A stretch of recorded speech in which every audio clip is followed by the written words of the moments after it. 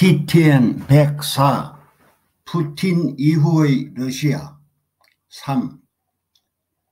국가와 기업 새로운 세습관계. 경제 구조가 조직적 부패 발생의 요인.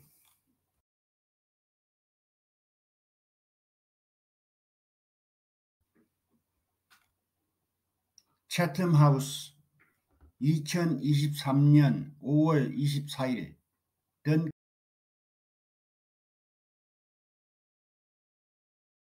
던큰 앨런 2027년 말까지의 경제 시스템. 러시아의 정치-경제 모델의 핵심은 임대료 관리 시스템이다.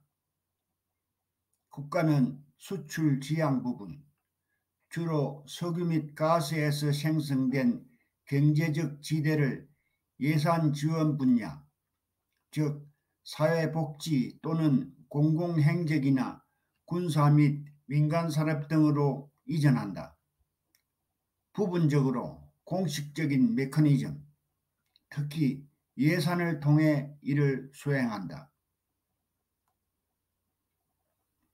국가는 또한 비공식 유통 채널을 사용하여 임대료 생산자가 소매 및 도매 소비자에게 저렴한 에너지를 공급하도록 요구한다. 명성 기반 시설 프로젝트에 자금을 지원한다. 그들이 운영하는 지역에 보조금을 지급한다. 관계자본, 즉 국가 공무원으로부터 정치적 보호수단 구매에 투자한다. RMS의 두 가지 기능이 두드러진다. 첫 번째는 임대료 할당에 대한 우선순위를 설정하고 이러한 사항이 충족되도록 노력하는 국가의 역할이다. 두 번째 중요한 특징은 임대료 흐름의 규모를 결정하는 주요 요인인 유가와 생산량이다. 일반적으로 고유가는 임대료 규모를 증가시켜 당국이 자원 수요를 더 쉽게 충족시킬 수 있도록 한다.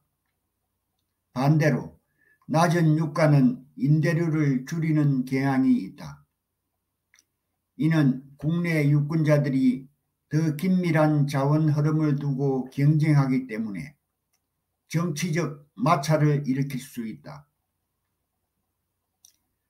러시아의 경제 시스템에는 다른 주목할 만한 특징이 있다. 국가와 기업 간의 관계는 새로운 세습제라고 할 수 있다. 약한 재산권은 상업적 안정과 번영에 필수적인 국가와의 좋은 관계를 만든다. 국가의 권위주의 정치 체제의 기반을 강화하는 것 외에도 이 관계는 조직적 부패의 주요 원인이다. 국가는 경제의 주요 부문, 특히 석유, 가스, 인프라, 금융 및 국방을 통제한다. 거시경제 안정성의 보존에 대한 강력한 정치적 약속이 있다. 국가안보 고려사항은 경제정책 결정에 점점 더 많은 영향을 미치고 있다. 마지막으로 러시아의 외부 경제관계는 비서구 국가, 특히 중국, 인도, 튀르키예 및 걸프만 국가와의 관계가 점점 더 확대되고 있다. 논의 중인 시나리오에서는 이 모델의 중대한 구조조정이 없을 것이다. 정치 체제에 녹아든 부분적 이익은 그러한 결과에 저항할 것이다. 광범위한 변화는 많은 러시아인이 반대할 1990년대의 격변의 기억을 불러일으킬 것이다. 경쟁력이 없는 대규모 기업을 합리화하거나 폐쇄하는 것과 같은 구조개혁에 대한 주요 노력은 정치적으로나 사회적으로 불안정해질 수 있다. 이는 특히 국가가 2027년까지 더 큰 고용주가 되었다면 정권 통합에 전념하는 새로운 지도부가 원하는 것과 정반대일 것이다. 군산 복합체는 러시아가 재래식 군사 능력을 재건함에 따라 전략적 중요성을 유지할 것이다. 또한 경제 시스템이 시도되고 테스트되었다. 단점에도 불구하고 수년 동안 작동했으며 지금까지 전례 없는 서구의 제재를 견뎌왔다. 또한 정치 지도부에 재량권을 부여한다. 구성원은 통제력을 강화하기 위해 그리고 자신과 네트워크를 강화하기 위해 광범위한 후원 권한을 누리고 있다. 그러나 푸틴 이후 지도부의 견해에 따라 이 시나리오에서 제한된 변화의 스펙트럼을 예상할 수 있다. 한쪽 끝에는 기존 시스템에서 더 큰 효율성을 짜내는 것을 목표로 하는 권위주의적 현대화가 있을 것이다. 이 접근 방식은 메드베데프 대통령 재임당 기간 동안 떠오른 특정 아이디어와 주요 부문에 대한 지속적인 통제를 그럴듯하게 혼합할 수 있다. 제한된 민영화, 국유 기업을 상업화하기 위한 추가 조치, 정부 관료 조직의 일부 개편, 비서구 경제와의 관계 성장의 수혜자가 될 수 있는 중소기업 부문을 자극하기 위한 약간의 규제 완화 및 법적 개혁이다. 스펙트럼의 다른 쪽 끝에는 경제에 대한 더 큰 국가 통제가 있을 것이다. 소비에트 스타일의 중앙계획에 훨씬 못 미치지만 이는 다음을 수반할 수 있다. 전략산업, 공기업 및 주요 민간기업에 대한 더 긴밀한 행정감독, 선택적 가격 통제 도입, 부패에 대한 더 많은 단속, 특정 비즈니스 활동에 대한 훨씬 더 침해적인 규제, 서구의 제재에 대응하여 2022년에 도입된 자본 통제의 장기 유지, 더 엄격한 상태 제어는 공식 채널과 네트워크 상태의 무수한 비공식 수단을 통해 구현될 수 있다. 훨씬 더 권위적인 정치 체제는 경제에 대한 더 큰 국가 통제와 맞물릴 것이다. 마찬가지로 약간 더 다원적인 정치 시스템은 국가의 경제적 발자국 규모의 신중한 감소를 보완할 것이다. 그러나 더 큰 정치적 권위주의와 온건한 경제개혁의 혼합을 배제해서는 안 된다. 더 권위적인 리더십은 효율성을 높이고 아마도 중소기업 소유주와 같은 특정 유권자 사이에서 정치적 지원을 모으기 위해 제한된 비즈니스 친화적인 개혁을 수용할 수 있다. 주목해야 할 중요한 문제는 푸틴 이후 지도부가 주요 재정 문제에 직면하는지 여부이다. 한 가지 견해는 이것이 일어나려면 경제 성과와 RMS에 영향을 미치는 가장 중요한 배수인 유가가 현재 수준에서 크게 떨어지고 그 상황이 몇 년 동안 유지되어야 한다는 것이다. 그동안 러시아는 2023년 4월 21일 현재 6천억 달러 미만의 국제준비금과 2023년 4월 1일 현재 1,540억 달러가 약간 넘는 국부기금을 포함하여 큰 준비금을 보유하고 있다. 또한 RMS는 우선순위를 조정할 수 있는 넓은 범위를 국가에 부여한다. 이 주장에 따르면 러시아는 2020년 말 이전에 재정준비금을 소진할 것 같지 않다. 대안적인 관점은 제재의 누적 영향, 특히 서방 정부가 러시아 원유 및 석유제품 수출에 대한 다양한 제한 조치를 부과하는 것을 강조한다. 이 분석 라인은 시간이 지남에 따라 이러한 제재가 의사결정자가 사용할 수 있는 임대료 흐름을 압박할 것이라고 주장한다. 스트레스의 증거는 정치 지도부가 관리하기 위해 고군분투한 엘리트 그룹 간의 임대료 경쟁일 수 있다. 연방 및 지역 예산 지출의 강제 격리, 그리고 1990년대에 중앙당국에 가장 정치적인 피해를 입힌 경제 현상인 대규모 예산 체납의 공격적인 재현까지이다.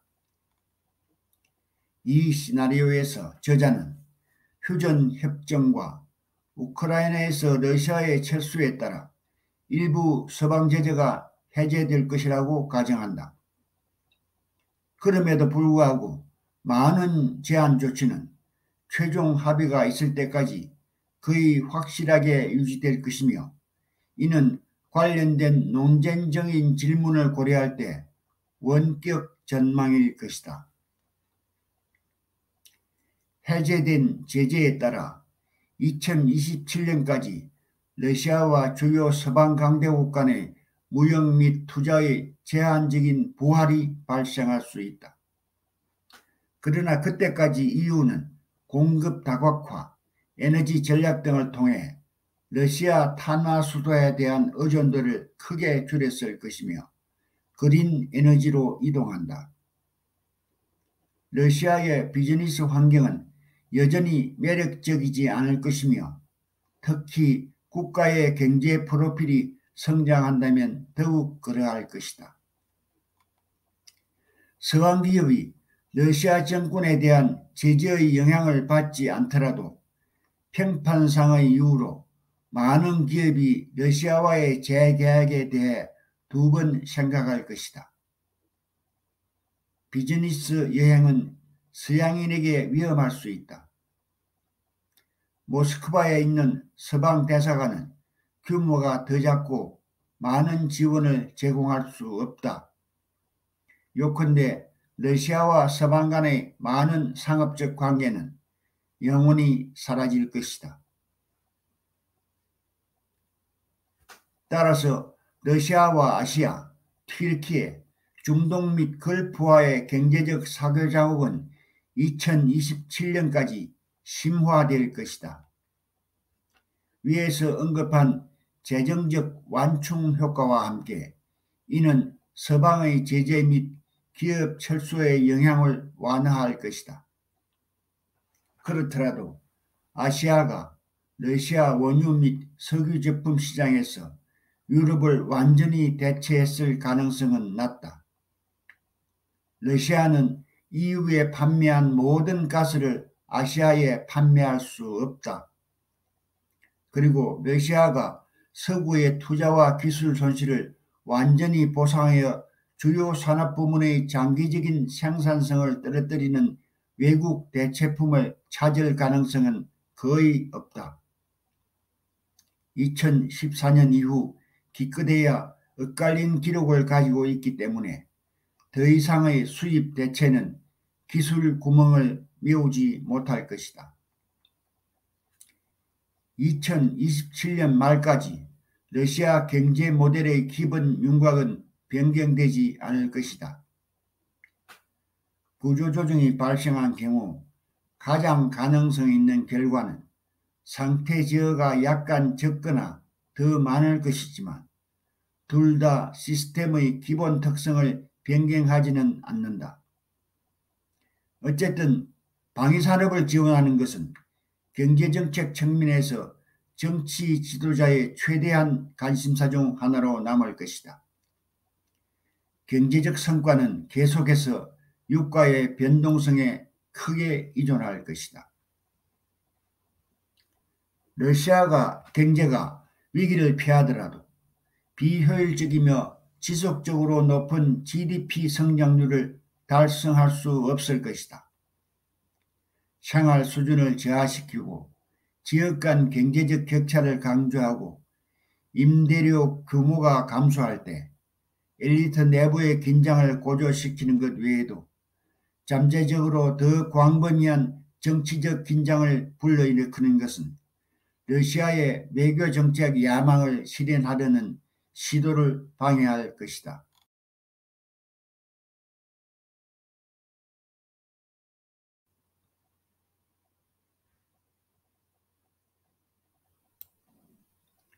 던컨 앨런은 채텀 하우스 러시아 및 유라시아 프로그램 연구원입니다.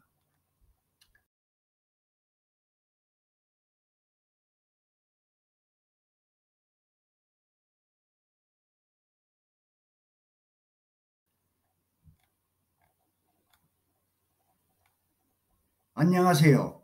사내TV의 싱크탱크 뉴스입니다. 세계 두뇌 집단의 연구 성과를 알기 쉽게 요약하여 소개합니다.